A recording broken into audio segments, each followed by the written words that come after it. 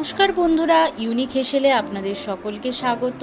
আজকে আমি নিয়ে এসেছি একটি নতুন রেসিপি নিয়ে, যেটি ইলিশ মাছের রেসিপি, যেটির নাম হচ্ছে কচু পাতায় মোড়া ইলিশ মাছ।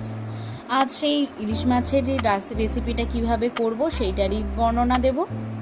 এই রেসিপিটা করার জন্য আমাদের কি কি উপকরণ লাগবে সেগুলোও আমি বলবো, কিন্তু তার আগে আমার চ্যানেলটিকে অবশ্যই সাবস্ক্রাইব করে নেবেন এবং পাশে থাকা বেল আইকনটি প্রেস করে দেবেন। প্রথমে এই রেসিপিটা করার জন্য আমি বড় বড় সাইজের দুটো কচু পাতা নিয়ে নিয়েছি। এটি সবুজ কালারের, বড় বড় সাইজ দেখে নেবেন। সেই কচু পাতাগুলিকে কীভাবে আমি দেখুন আলাদা করছি শিট থেকে। এইভাবে করেই আলাদা করবেন প্রত্যেকটা কচু পাতার থেকে যেন শিটটা আলাদা হয়ে যায়, শিটযুক্ত যেন না থাকে কোনো পাতাই। এইভাবে করে হাতের সাহায্যেই আপনারা অতি সহজে করে নিতে পারবেন। দেখুন ডালটা কি সুন্দর আলাদা হয়ে গেছে। এইভাবে আলাদা পাত্রে আমরা রেখেছি পাতাগুলোকে। সেকেন্ড পাতাটাও সেইভাবে করে দেব। প্রতিটা পাতা করে নেওয়ার পরে আমরা চলে এসেছি জলে সেটাকে ধুতে। সেটাকে জল দিয়ে প্রচণ্ড ভালোভাবে হাতের সাহায্যে ধুয়ে নেবেন। ধুয়ে নেওয়ার পর জলটা ঝরানোর জন্য আমরা কি করছি, জলটাকে চিপড়ে আমরা সাইডে থাকা একটি পাত্রের মধ্যে তুলে নিচ্ছি প্রত্যেকটা পাতাগুলিকে। এটাকে ঝরাতে দিতে হবে, একটুও যেন জল না থাকে তার জন্য। প্রত্যেকটা পাতা এইভাবে করে তুলে নিলাম। তুলে নেওয়ার পর আমাদের রেসিপিটা করার জন্য সব থেকে মেন যে উপকরণটি সেটি হলো ইলিশ মাছ। তাই জন্য আমি সেইটার জন্য 4 টুকরো ইলিশ মাছ নিয়ে নিয়েছি। 4 টুকরো ইলিশ মাছ, জিরে এবং লঙ্কা এবং যে ঝরানো কচু পাতাগুলি সেগুলো নিয়ে নিয়েছি। এরপর একটি মিক্সার গ্রাইন্ডারে আমি কি করছি, সেই যে কটা লঙ্কা ছিল সেই লঙ্কা, জিরে, সেইগুলিকে আমি বেটে নিচ্ছি মিক্সার গ্রাইন্ডারে। সেই মিক্সার গ্রাইন্ডারে নিয়ে নেওয়ার পর যেটা বাটার জন্য আমি কিছু পরিমাণ জল অ্যাড করছি এবং আরও ভালোভাবে মিক্সচারটা হওয়ার জন্য আমি এর মধ্যে লবণ অ্যাড করব, যাতে এই মিশ্রণটা আরও ভালো পেস্ট হয়।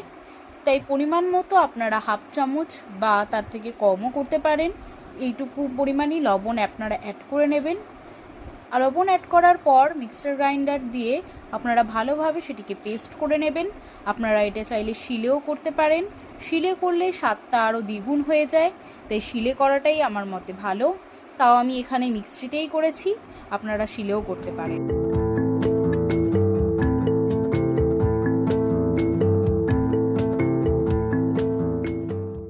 এবার মিক্সির ঢাকাটা খুলে দেখে নিতে হবে যে মশলাটা কতটা পরিমাণ মিশ্রণটা ঠিকঠাক হয়েছে, কতটা মিহি হয়েছে, সেটাই আমরা চেক করছি।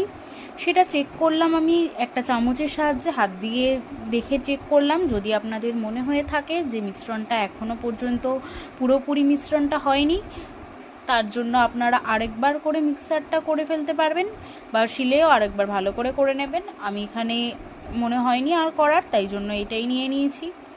তারপর আপনারা সেই যে মিশ্রণটার মধ্যে লবণ, সর্ষের তেল অ্যাড করে একটু হলুদও অ্যাড করে নেবেন। অ্যাড করে আপনারা পুরো মিশ্রণটাকে অত্যন্ত ভালোভাবে মিশিয়ে নেবেন। মিশিয়ে নিয়ে যে ঝরানো কচু পাতাগুলি আছে সেইগুলিতে এবার দেখব, সেইগুলির মধ্যে আমরা যে মিশ্রণটা মশলার বানিয়েছি সেই মিশ্রণটাই নেব। সেই মিশ্রণটা আমরা 1-2 চামচ মতো নেব। সেই 1-2 চামচ মতো মিশ্রণটা নেওয়ার পর যে বাকি মিশ্রণগুলো রয়েছে সেই বাকি মিশ্রণগুলো আমরা সেই মাছ 4 পিস যে নিয়েছিলাম সেই 4 পিস মাছের মধ্যে আমরা মিশ্রণটাকে আস্তে আস্তে ঢেলে দেব পুরো।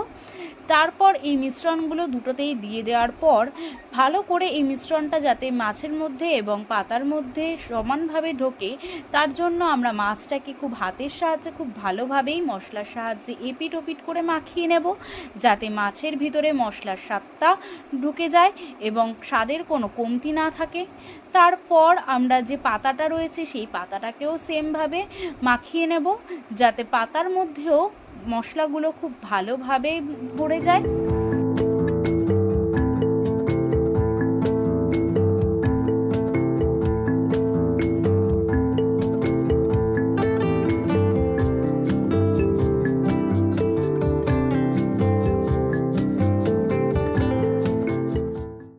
এরপর একটা কড়াই নিয়ে নেব। পরিষ্কার কড়াইতে আমরা কিছুটা পরিমাণ তেল দেব।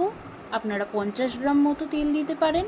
সেই তেলটা একটুখানি গরম হওয়ার পরে আমরা যে মশলা মাখানো কচু পাতাগুলো নিয়েছিলাম, সেই মশলা মাখানো কচু পাতাগুলো একে একে লেয়ার করার জন্য আমরা নিয়ে একটা পাতলা আস্তরণ ফেলে দিলাম। এটা হবে আমাদের ফার্স্ট লেয়ার। সেটা লেয়ারটা ভালোভাবে তেলের উপরে করতে হবে।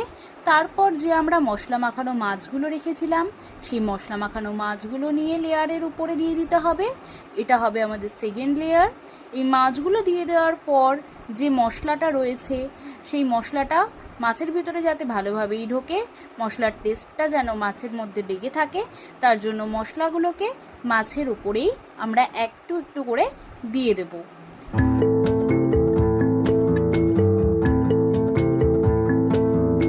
এরপর আমরা থার্ড লেয়ারিং করার জন্য অর্ধেক যে মশলা মাখানো কচু পাতাটা রেখেছিলাম, সেই অর্ধেক মশলা মাখানো কচু পাতাটা আস্তে আস্তে মাছের ওপরে থার্ড লেয়ারিং হিসেবে আমরা দিয়ে দেব। দেখুন আমরা হাতের সাহায্যে কি সুন্দরভাবে দিয়ে দিচ্ছি। আস্তে আস্তে সব কচু পাতাগুলিকে একে একে এভাবে করেই অ্যাড করে দেব। এইভাবে করে অ্যাড করে দেওয়ার পর একটুখানি জল দিতে হবে এর মধ্যে, যার ফলে মাছগুলো সিদ্ধ হবে। এই প্রত্যেকটা লেয়ার করার পর আমরা কড়াইয়ের চারপাশ দিয়ে সুন্দরভাবে জল অ্যাড করব। দেখুন আমি একটু পরেই অ্যাড করব। কি সুন্দরভাবে মশলা মাখানো যে বাটিটার থেকে একটু জল নিয়ে তাতেই আমি কড়াইয়ের চারপাশে সেই জলটাকে দিয়ে দেব এবং দিয়ে আমরা কিছুক্ষণ 5 মিনিটের জন্য সেটাকে ফুটতে দেব।